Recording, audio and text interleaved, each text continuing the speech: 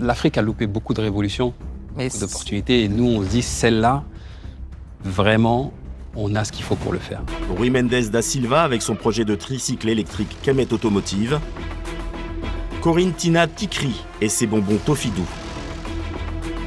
Victorine Sarr pour Leaf Cosmetics. Amina Ouro Agoro et sa farine de manioc Minagro.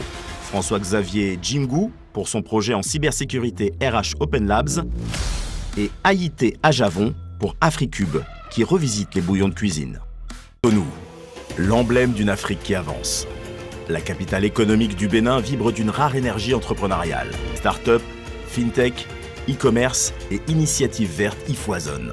Animé par son port de commerce, l'un des plus importants de la région, Cotonou s'affirme comme un hub d'innovation incontournable, où tradition et modernité se rencontrent, où ambition locale et ouverture sur le monde s'entrechoquent.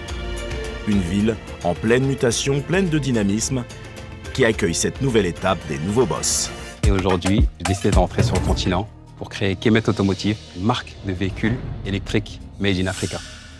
Pourquoi? Parce qu'aujourd'hui, il faut savoir que 95% des véhicules qui roulent sur nos routes en Afrique sont des véhicules qui sont vieux, importés et polluants. Donc l'objectif pour nous aujourd'hui, c'est de développer des véhicules qui vont être designés en Afrique, adaptés à nos réalités, tout ce qui est chaleur, humidité, utilisation.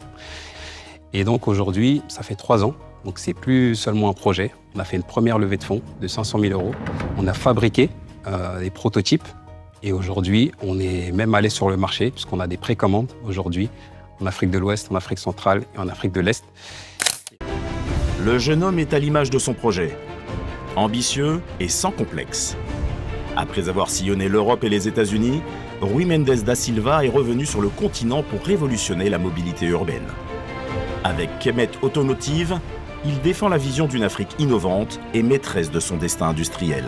Un domaine où tout reste à construire. Alors nous, on est vraiment sur la souveraineté industrielle, qu'on se réapproprie, mais c'est pas simple puisque on va là où personne n'a osé aller, mais on est passionné et on est super ambitieux et on a envie de le faire pour l'Afrique et donc on y va à fond.